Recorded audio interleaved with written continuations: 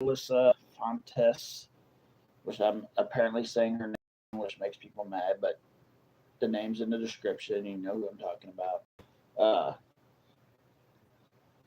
Uh, so they found her. I don't know when. We're going to listen to the press conference here in a minute. But they found her. She apparently drove off a cliff, a pretty big cliff, and then I realized that the press conference was about to happen. Go check out Burden of Proof. She is freaking amazing. Probably one of the best, in my opinion, the best true crime YouTube channel on YouTube. Burden of Proof. She's amazing. She's the one that has this press conference that we're about to listen to. So let's get into it. I might pause a few times just to talk about stuff, but let's see what happens in the press conference. Because I don't know. Perez talking about the case, recapping where it started, where it's gone since Jolissa went missing in August of this year. Chief Perez. Thank you, Sheriff. Good morning. Thank you all for being in attendance today. I first want to thank the sheriff, the Sheriff's Department, Fresno Police Department, the FBI, Reedley Police Department, the Sanger Police Department, and all the numerous agencies throughout this nation that helped us follow up on tips and leads as we navigated this investigation. So just to recap, Ms. Fuentes was reported as a missing person on August 8, 2022. Her family was extremely concerned that she did not come back home. She wasn't answering her phone, which was very uncommon for Ms. Fuentes. Once they reported this case, that Ms. Fuentes was missing on August 8th, we began to write search warrants for cell phones, look at social media platforms in an attempt to locate Ms. Fuentes. After numerous search warrants and reviewing data over the last few months, we really did not see a lot of activity beyond the August 8th date. That being said, I would like to thank and I absolutely have to acknowledge the great work that the Fuentes family did in getting information out about their daughter across this nation. It was absolutely. The sad thing is, a lot of people didn't talk about this case, guys. It wasn't talked about a lot. I tried to keep her name out. There was no information, but I tried to keep her name out there pretty much the whole time. People that pay attention to my channel would know that about 2 or 3 times a week I'd put something out about her. Just if it was just the family talking about her, I'd put something out just to keep her name out.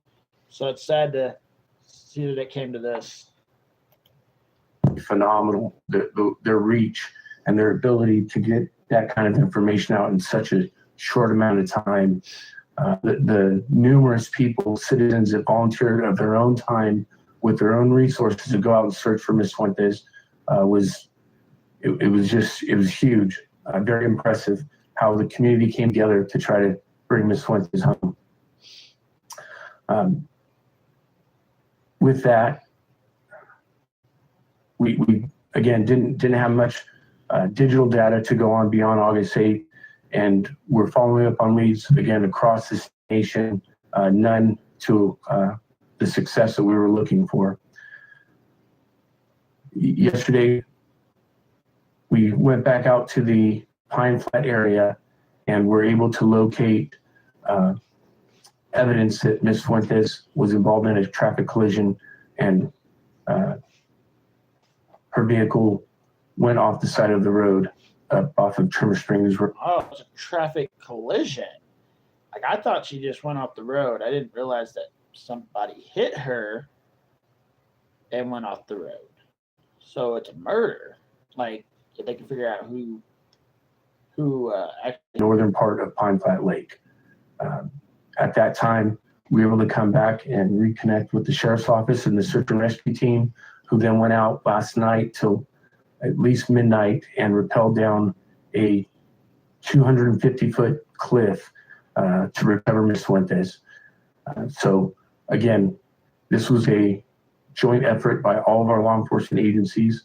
Our investigators did a phenomenal job of researching tons and tons of digital data trying to locate Ms. Fuentes. And we wish that there was, we am right now, if you will. I wish that we could have brought Ms. Fuentes home healthy. However, it appears that she passed during this collision.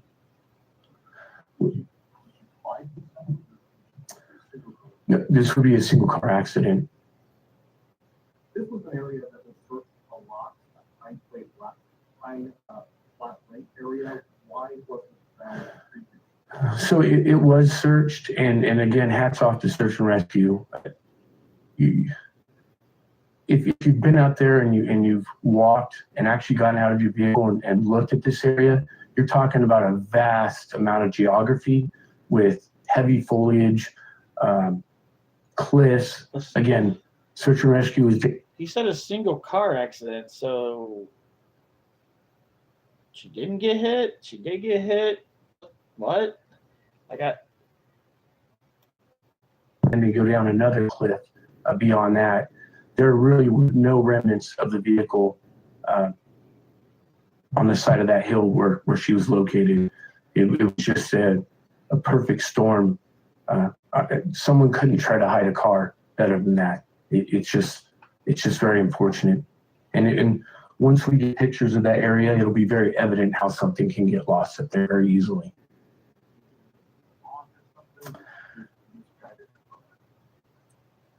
You know, I would imagine that, you know, to speculate, I think she'd been up all night and just fell asleep and was tired and at the wrong place of the road in the bend, and it's just an unfortunate accident.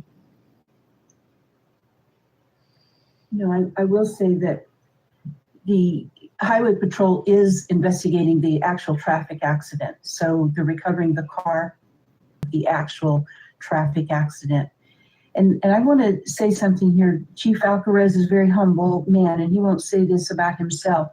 He personally found the scene of the accident. He went up to the mountains yesterday on his own, researching areas that had already been searched, and on his own, he actually found the scene of the accident.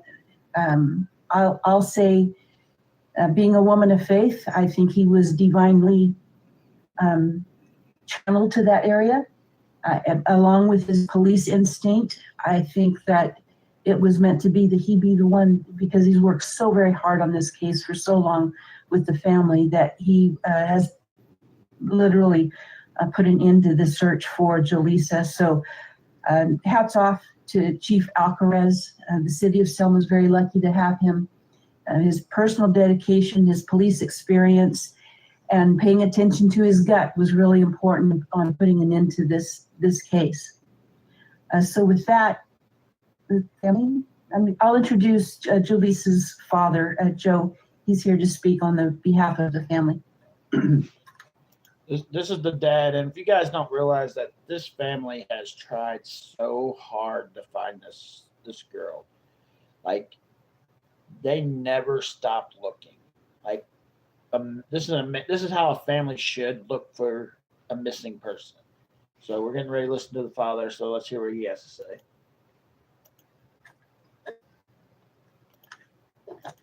Yes, my name is Joey Fuentes.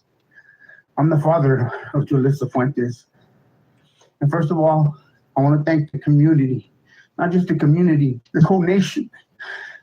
The cries and the war pain of my wife and my sisters and my family was heard around this whole country. They didn't stop, they were persistent. And when this first happened with my daughter, I talked to Chief Alcarez. I told him man to man, I'm talking to you.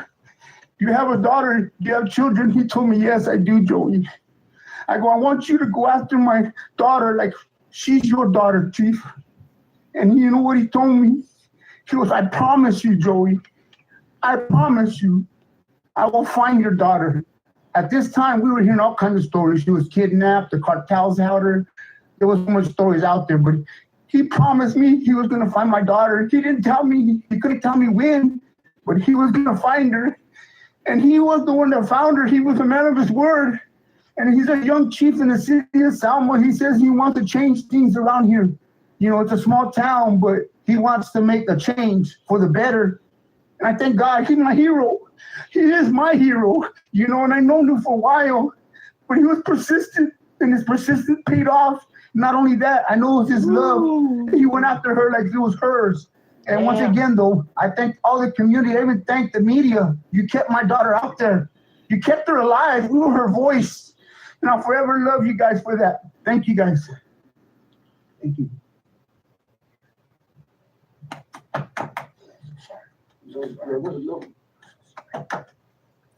So a little bit more about the area.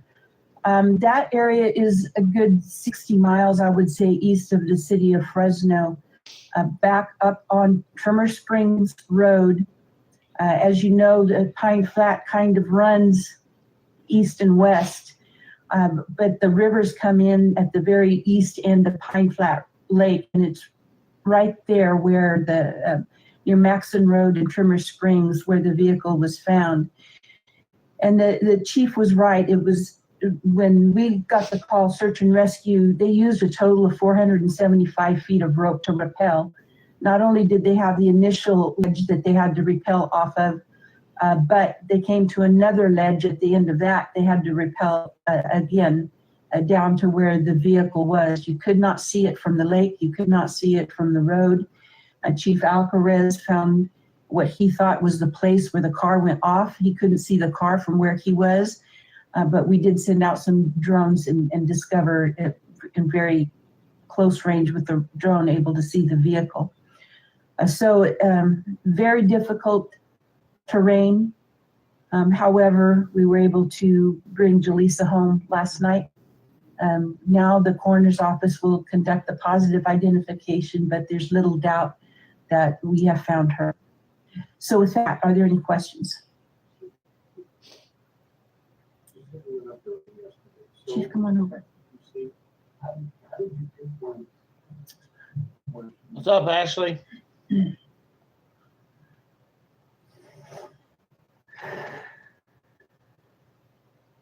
know, our staff, we put an enormous amount of pressure on them.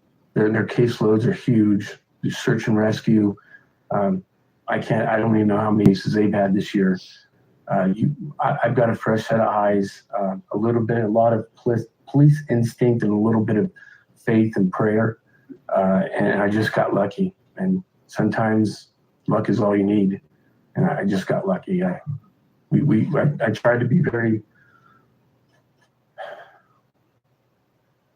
poignant with where I pulled over on the side of the road and kind of look for areas that if a car did go off the side of the road, that it would be highly likely that it would be masked with the foliage and the terrain. And the last area that I checked was the perfect area, and that's where we found this Fuentes. So I just got lucky. Was this at a bend in the road? It is exactly a bend in the road at one of the probably higher points of the roadway that traverses through Pine Flat. Do we think that the collision happened that Sunday night? Yes, absolutely. Yeah. And again, the CHP will be working with the family to compile more data from the vehicle itself as the Highway Patrol starts that portion of the investigation. Is it supposed to where the cell phone tower is? You know, I don't have exact coordinates right now, so we'll again, like any case, we'll sit down, we'll debrief it, and determine, you know, how we decipher the data.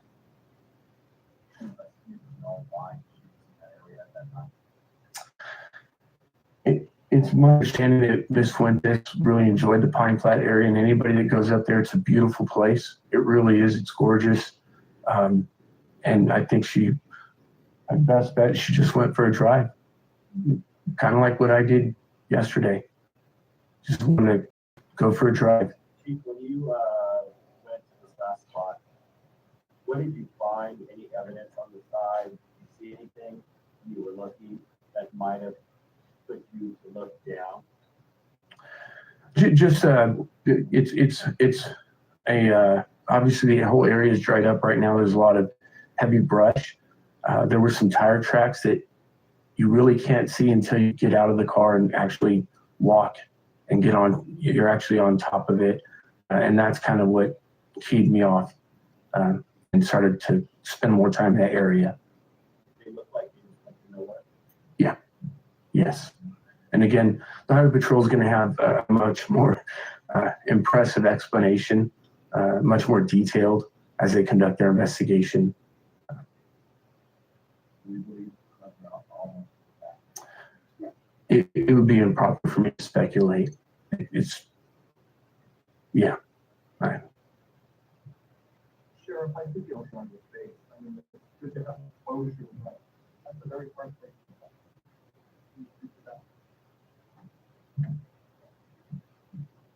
Whenever law enforcement get these kind of reports, we're always hopeful. We're always hopeful, always optimistic that we can bring a family member back to a family whole and intact, and it's a good ending. But it's not always, it didn't always happen. And it's heartbreaking, not only for the family when you see their pain, but it's heartbreaking for law enforcement when we work so very hard to try and have the best possible outcome. We can only imagine what it feels like for the family. We know what it feels like for us when we try so hard. We train for this, to be in the difficult places and difficult terrain, and but still, it's heartbreaking Still that really we cannot always have a happy ending to these stories.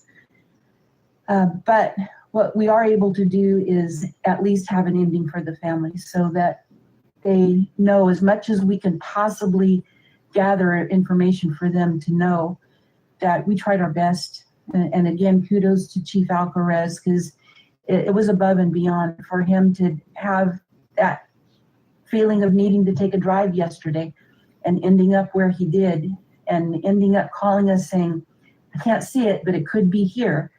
And he was right. We're grateful that we were able to bring, at least to this point, to the family that we have Jolissa, and they're going to be able to have her where they want her now, at peace. Could you talk about your day yesterday, how it started? Why did you felt the need to drive all the way down that far? I think the sheriff said it best: divine intervention. You got to be in our business and deal with the things we deal with. You got to be a person of faith. It takes faith to do great things, but just faith. Divine intervention is probably my best explanation. And if you have no more questions. All right, thank you all very much. Thank you.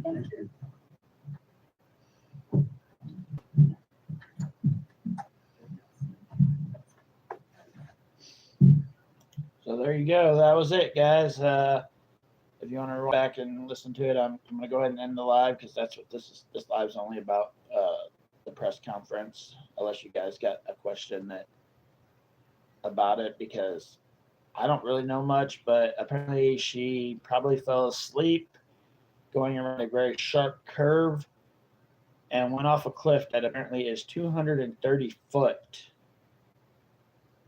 So, yeah, that's a pretty big drop.